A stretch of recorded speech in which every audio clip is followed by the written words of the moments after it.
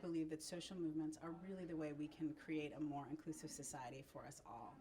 So the core of the talk was really about how you transform a broken heart about a world that seems very difficult and very complex into something powerful by participating in a social justice movement with other people. So the talk actually was a bit about me, because it started with my parents' story and their participation in the civil rights movement in the late 1950s, and how they, as really ordinary foot soldiers, made it possible for the changes and choices that I faced in my life. Movements have shaped all of my choices. I'm a brown girl from the south side of Chicago, and the choices that I've had in my life, the amazing opportunities, are all rooted in the Black freedom movement and the feminist movement that opened doors that would have been slammed shut for me before. So I recognize with deep gratitude all of the giants who came before me through social movements, and see that now it's my turn. It's my turn to both help participate in social movements and also to support the leaders who are leading the movements of today. Social movements today are still based on you connecting with another human being, whether that's done through social media or face-to-face.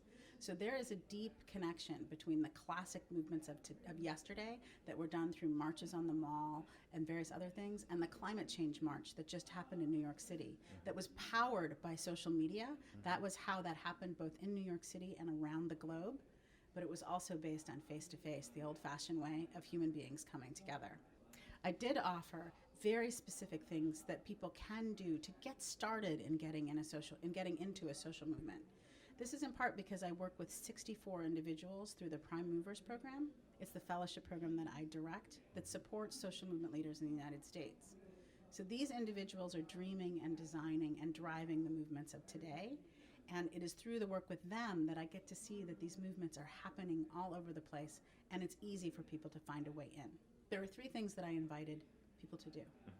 The first was to change their consumer buying behavior, use their consumer dollars in order to participate in and support social justice movements, particularly around labor rights and food justice. The second thing I invited people to do was tell their own story, because movements require master storytellers who can help us see our individual personal experience as part of the fabric of a larger whole that may need to be changed. And then the last thing is to use your feet, because from Selma in the 60s, where movements were a classic tool, to today's People's Climate Change March and Ferguson October, marches are a current way for movements to show their power. So social media is a quick way to build awareness and to invite people in. But social media is not the movement. The movement does require people to sacrifice and to be more committed rather than less. And so one of the things that happens in movements of today is that people say, well, I tweeted, I'm done. And the truth is actually you're not done. Participating in a movement is as much about your own individual transformation as it is about seismic social change. And for that, you have to get off of social media and connect with other human beings. There's a piece in the heart of movements that I didn't include in my talk as I was keeping it narrow and focused on specific things that people can do. But the reason why I care so much about movements is because I see that they allow us all to really shape the democracy we're in.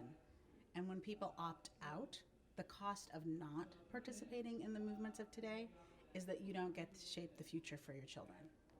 So it was a difficult thing to choose to leave out, because it's a deep ask to say to people, look, this really matters, and it matters for the future of the world we all want to live in.